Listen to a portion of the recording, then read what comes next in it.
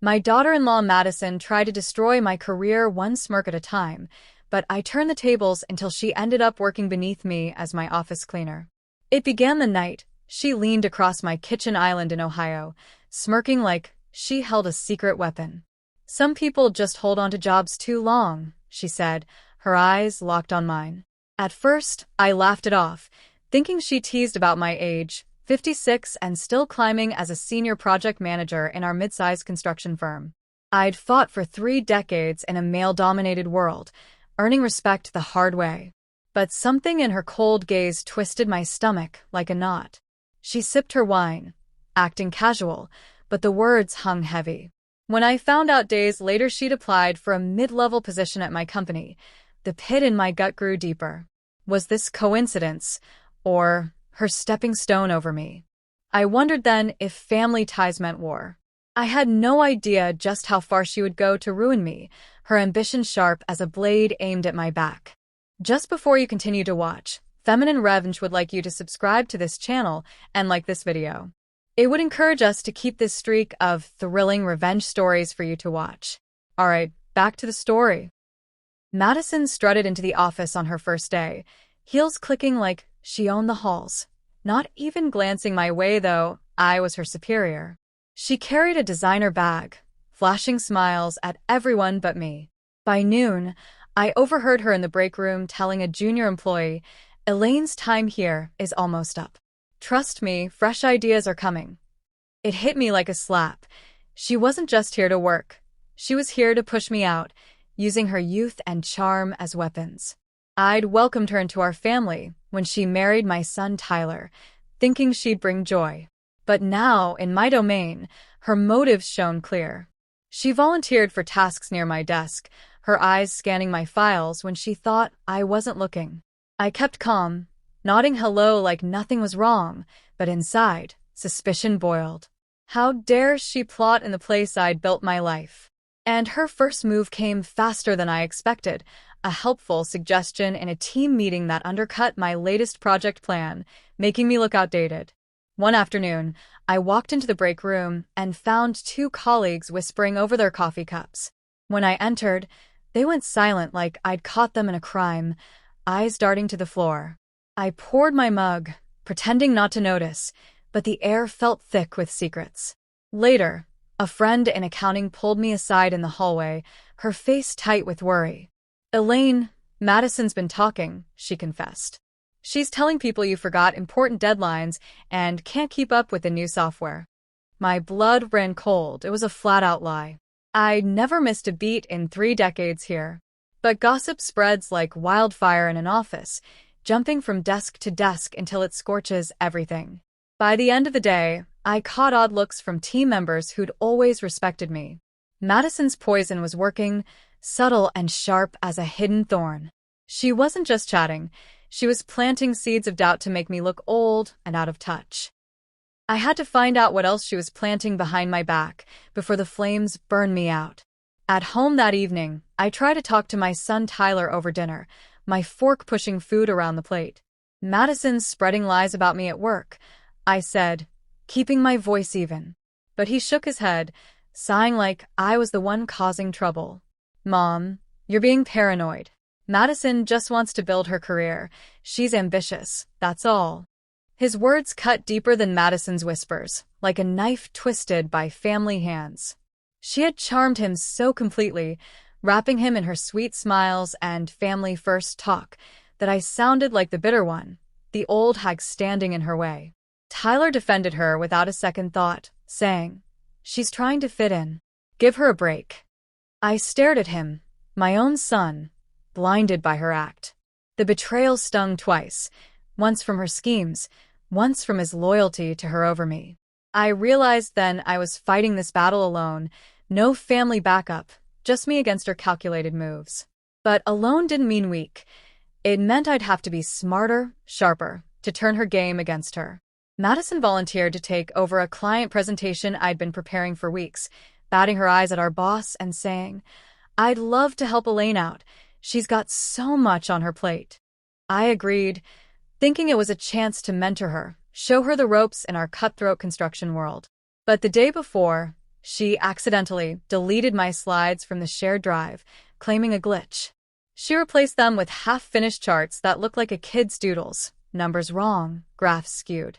When the meeting came, she let me walk in blind, sitting there with a sweet smile as I pulled up the file. The client's raised eyebrows said it all as I fumbled through the mess, stammering excuses while sweat beaded on my forehead. "This doesn't match what we discussed," the client snapped, folding his arms. Madison jumped in smoothly. "I can clarify," and spun it her way, making me look like the fool who'd dropped the ball. The humiliation burned like hot coals in my chest, my 3 decades of hard-earned respect crumbling in one botched pitch. That fire inside me ignited then, not rage, but resolve. She'd drawn first blood. Now I'd sharpen my own blade. Emails I never sent began appearing in people's inboxes, messages making me look careless, like one to a vendor with typos and wrong specs, or another to a client promising impossible deadlines. "Did you mean this?" my boss asked, forwarding one with a raised brow. I stared at my screen, heart sinking. The sent time matched when I'd been in a meeting, phone in hand. Deadlines I had tracked meticulously disappeared from our shared calendar, leaving gaps that made projects look delayed under my watch. Vendors called, confused. Clients emailed complaints. When I checked the audit logs late one night, all trails pointed to Madison's account, her login editing files, her IP on the changes. But she was clever, always with an excuse. "Must be a system error. I'd never touch your stuff." Her smile stayed sweet, eyes innocent as a lamb's. I nodded along, pretending to buy it, but inside, suspicion hardened into certainty. She was chipping away at my foundation, silent as termites in wood. I needed undeniable proof before I made my move, something solid to swing back with. Let her think she was winning. I'd build my case in the shadows. I turned to Derek, an old IT colleague who'd owe me a favor since I covered for him during a big system crash years back. He was quiet, reliable, the kind of guy who fixed problems without fanfare. "Something's off with Madison's access," I whispered in his office one afternoon, keeping my voice low. He nodded, no questions asked, and began monitoring unusual activity tied to her login, file opens, edits, emails sent after hours. Days later, he slipped me a USB drive in the parking lot. "You were right," he said. The logs revealed she had been altering documents, changing dates on my reports to make me look late, and forwarding confidential files to her personal email, stuff like client bids and internal strategies. My heart raced as I scrolled through the evidence on my laptop at home, timestamps, IP addresses, all pointing to her. This wasn't just sabotage, it was grounds for termination, maybe even legal trouble if she leaked info. But I tucked the drive away, safe in my drawer. The timing to strike had to be perfect, rush it, and she'd twist it back on me as paranoia. At Sunday dinner, Madison smirked across the table like a cat with a secret, casually dropping, "Sometimes older employees just don't adapt. They should step aside for fresh blood." My fork froze midair, hovering over my mashed potatoes, as her words sliced through the chatter. Tyler chuckled awkwardly, oblivious as ever, mumbling, "Babe, come on," but I saw the challenge in her eyes, sharp, daring me to react. The room went quiet, Mom glancing between us nervously, Dad clearing his throat. I wanted to slam my hands on the table and expose her right then. The logs, the whispers, her sneaky games at work. My blood boiled, imagining the shock on Tyler's face if I spilled it all. But I swallowed the fire, forcing a tight smile. "Interesting take, Madison. Experience has its perks too." She leaned back, satisfied, thinking she'd won the round. But instead, I chose patience, and a bigger plan, one that would hit harder than any outburst. Let her gloat. Her arrogance would be the rope she hung herself with. As dessert came out, I plotted silently, the USB drive burning a hole in my mind. Within weeks, Madison had half the office convinced I was slipping, her whispers spreading like ink in water, staining everything they touched. She orchestrated the gossip so well, starting with small seeds and casual chats. "Elaine's great, but she's from another era. she'd say, her voice sweet as poison honey. Even people I'd mentored for years began avoiding me in the halls, their eyes sliding away like they carried guilt. I overheard one intern in the copy room whisper to another, "She's too old school. Madison's the future, fresh, innovative." The words stung like paper cuts, sharp and unexpected, each one drawing a drop of blood from my pride. But they also fueled me, turning hurt into a slow-burning fire. I didn't lash out or defend myself. That would play into her hands. Instead, I noted every rumor, every shifted glance, adding them to my growing mental file. Her arrogance shone through, thinking she could erase me without a fight. But I would turn her own arrogance into the weapon that destroyed her, letting it blind her while I sharpened my edge in the shadows. During a crucial pitch to a major client, Madison interrupted me mid-sentence, her voice cutting in like a knife through silk. "What Elaine means is," she said smoothly, twisting my idea into hers with a few clever words, making it sound like her brainchild. The client smiled at her, nodding along as if she'd cracked the code, while I stood there, words stuck in my throat. I forced myself to stay calm, smiling through the theft, but inside, rage boiled like water on a hot stove, bubbling and ready to overflow. Afterward, as the room cleared, she leaned close and whispered, "See how easy it is when you let go? Fresh perspectives win every time." Her eyes gleamed with victory, thinking she'd one-upped me again. But that whisper was the last straw, snapping something deep inside. I was done letting go, done watching her chip away at my world. It was time to start fighting back, to flip her game and watch her scramble. No more playing nice. I'd gather my proof and strike where it hurt most, her precious ambition. I began documenting everything with the precision of a detective building a case. Dates stamped, times noted, witnesses listed in a hidden journal I kept at home. Whenever Madison slipped up in meetings, like quoting incorrect figures or forgetting attachments in emails, I casually highlighted it without drama. "Just to clarify, Madison, that number seems off. Let's double-check," I'd say mildly, my voice calm as still water. Small things at first, a sloppy detail in a report here, a missed deadline there. The higher-ups started frowning at her instead of me, their nods turning skeptical when she spoke. One boss even pulled her aside after a pitch, his face like thunder. She brushed it off with her usual charm, but I saw the flicker of worry in her eyes. For the first time, the spotlight shifted off me and onto her flaws, like a beam swinging in the dark. I kept my face neutral, playing the helpful mentor, but inside, satisfaction brewed. I was finally shifting the spotlight, and she didn't even see it coming, too busy admiring her own reflection to notice the shadows creeping in. Derek finally handed me a flash drive in the parking lot after work, his face serious as he whispered, "This is everything you asked for."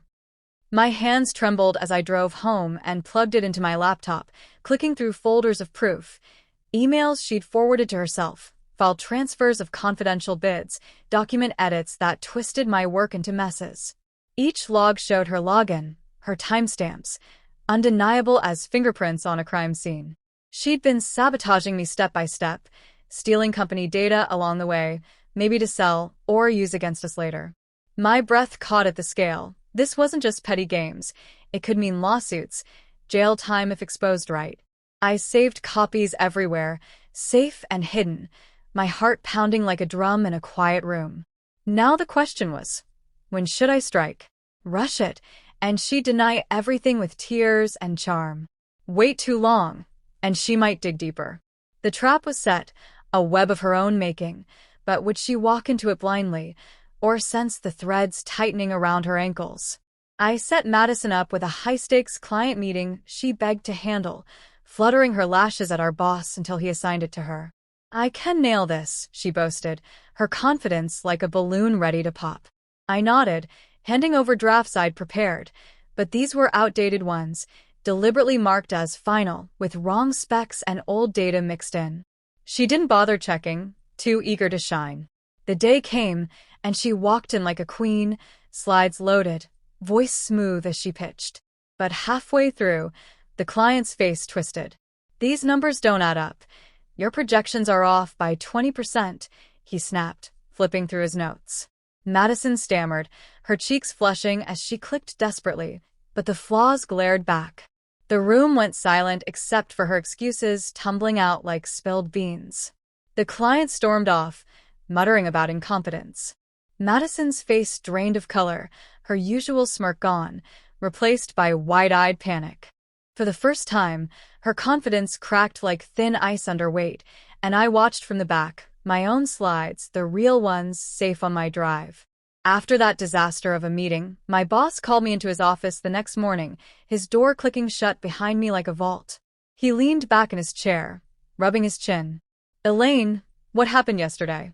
Madison bombed hard, clients threatening to pull the account. I kept my answers neutral, shrugging lightly. "She's new. She'll learn from it, I'm sure." But I saw the doubt flicker in his eyes as he jotted notes. He asked pointed questions about her performance. Had I noticed sloppiness? Any patterns? I mentioned a couple of small slips, nothing damning, just enough to nudge. "She's ambitious, but maybe rushing things," I added casually. He nodded, thanking me, but I left his office knowing suspicion had begun to shift, like sand sliding under her feet. No more golden girl treatment. Questions would follow her now, whispers turning her way instead of mine. And suspicion was all I needed to tip the scales, letting her own weight pull her down. I walked back to my desk, flash drive warm in my pocket, ready for the next push. Within weeks, Madison had charmed my son Tyler so deeply that he defended her like a knight in shining armor, blind to her schemes. "Mom, what are you doing to Madison at work?" He confronted me one evening, his face red with frustration as we stood in my kitchen. She'd already spun a sob story to him, claiming I was bullying her, making her life hell with impossible tasks and cold shoulders. "She's just trying to fit in. You're being too hard on her," he said, his words like salt in an open wound. I looked him dead in the eyes, my voice steady despite the ache.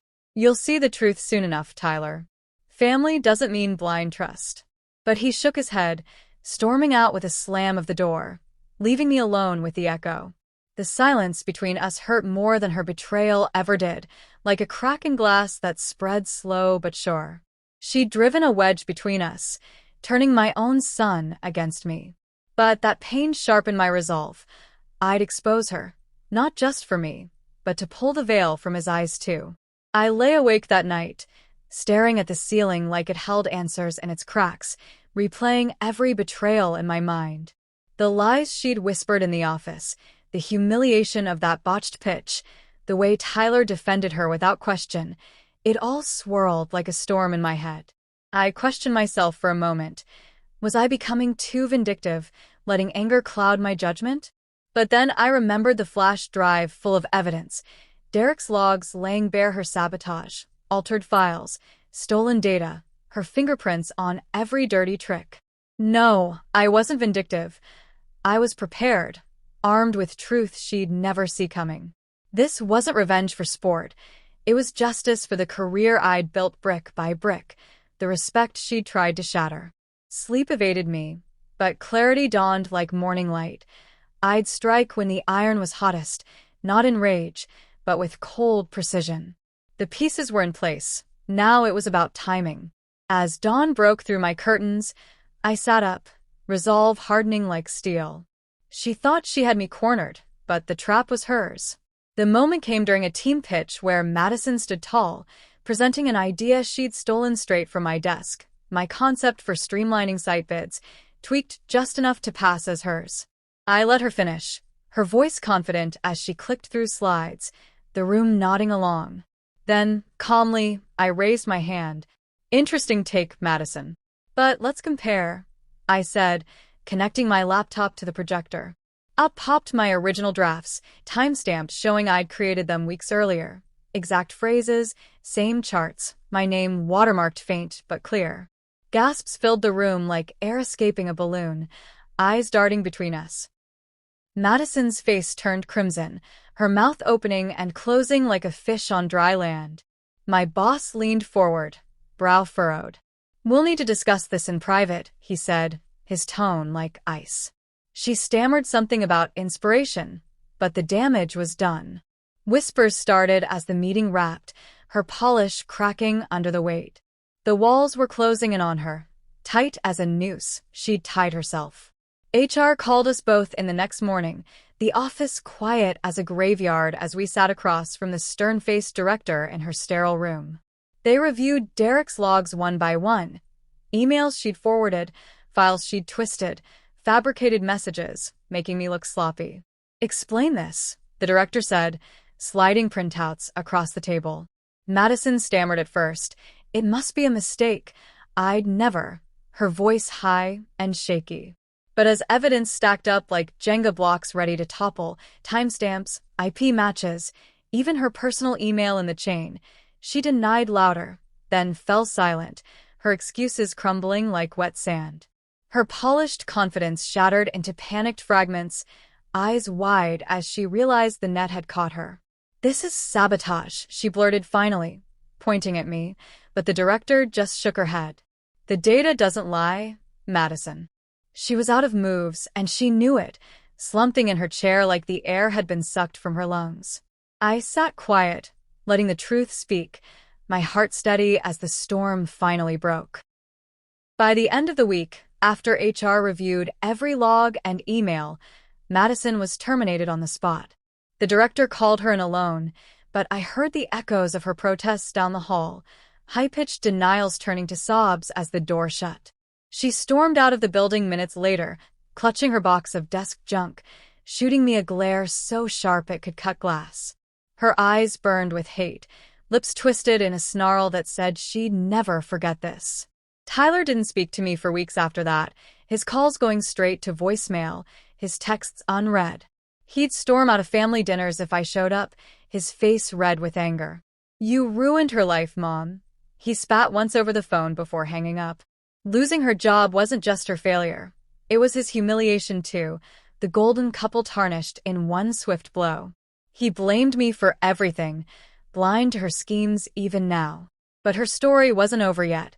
Fate had one more twist waiting in the wings, sharper than any knife she'd wielded. Word spread quickly in our industry like wildfire through dry grass. No firm wanted to touch Madison after the scandal hit the whisper networks. Emails flew between HR departments, her name flagged as high risk for sabotage and theft. Her polished image collapsed overnight, replaced with whispers of dishonesty that followed her like a bad smell. Resumes went unanswered, interviews canceled mid-call. I watched from afar as her once proud shoulders slumped at rare family events, her smiles forced and brittle. Tyler dragged her along to birthdays, but she sat quiet in corners, avoiding my gaze like a scolded child. No more smirks or sly digs, just defeated silence. The woman who tried to erase me now faded into the background, her ambition a popped balloon. But I never expected where I would see her next. A job posting crossed my desk for office cleaners, and her name popped up in the applicants. Fate's hand, or just bad luck. Either way, it twisted the knife she'd aimed at me right back into her own plans. Months later, after the dust from her firing had settled and the office buzzed with new hires, I walked into work early one morning and froze in the lobby. There she was, Madison, pushing a cleaning cart down the hall, dressed in a baggy janitor's uniform, hair tied back under a cap, no trace of her designer heels or smug grins. She bent over a trash bin, emptying it with mechanical motions, her once polished nails chipped and dirty. Our eyes met for a split second. She straightened up fast, face burning red like she'd been caught stealing again. She looked away quickly, wheeling the cart faster toward the elevators, shoulders hunched in defeat.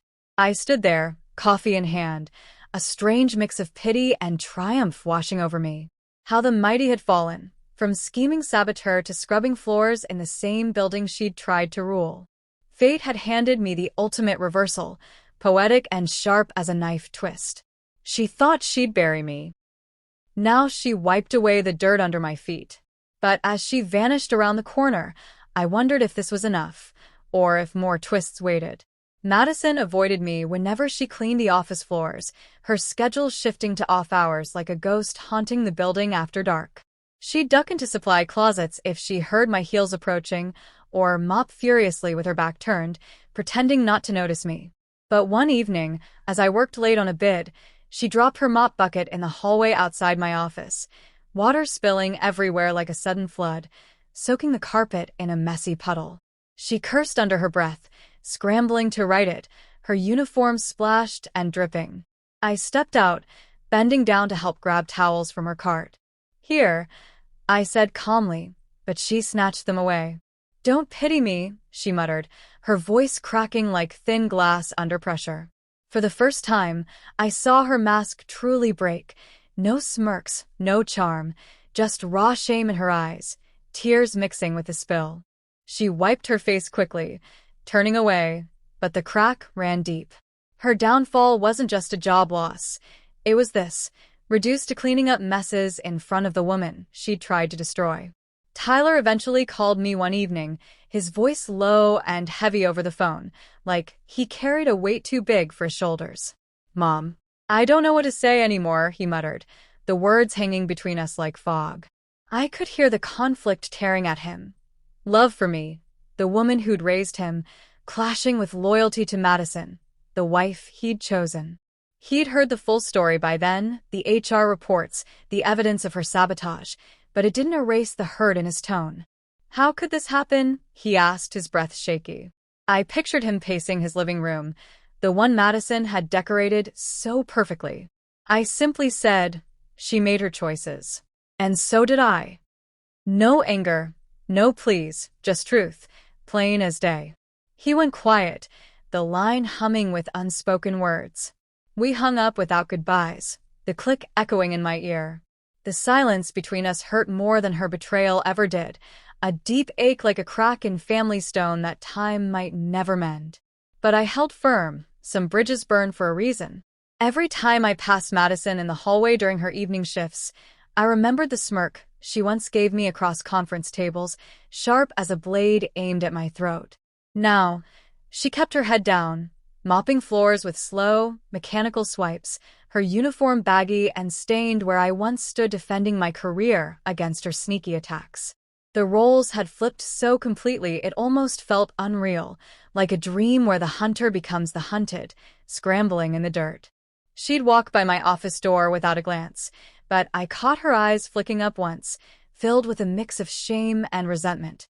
No more whispers or stolen ideas, just the quiet hum of her vacuum echoing after hours. But this wasn't luck. It was patience, strategy, and truth, woven tight over months of her games. I'd outplayed her at her own board, turning her ambition into her cage. And soon, I would embrace my quiet victory, not with shouts, but with the steady click of my heels on the floors she cleaned.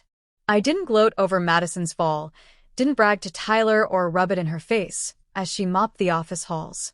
I simply carried on with my career, respected by colleagues who'd seen me weather storms, steady as ever in meetings where my ideas now flowed without her interruptions. The company thrived under my lead, projects on time, clients happy, no more whispers doubting my edge. Meanwhile, Madison scrubbed the floors she once tried to rule over, her mop swishing in the same spots where she'd smirked at me during pitches. She'd glance up sometimes, eyes hollow, but I'd nod politely and keep walking, my heels clicking past her cart. Tyler came around slowly, our talks thawing over coffee, his apologies quiet but real. "I didn't see it, Mom," he said once, head down. The silence between us mended, stitch by stitch. Revenge was complete, and justice had spoken louder than words. No fireworks, just the quiet hum of her vacuum echoing after hours, a reminder that patience cuts deeper than any quick strike. She'd aimed to bury me. Instead, she swept the dust from my path. If you enjoyed the story, make sure to like this video, comment, and smash the subscribe button. Also check out other videos on the channel. Feminine Revenge has got more thrilling stories for you.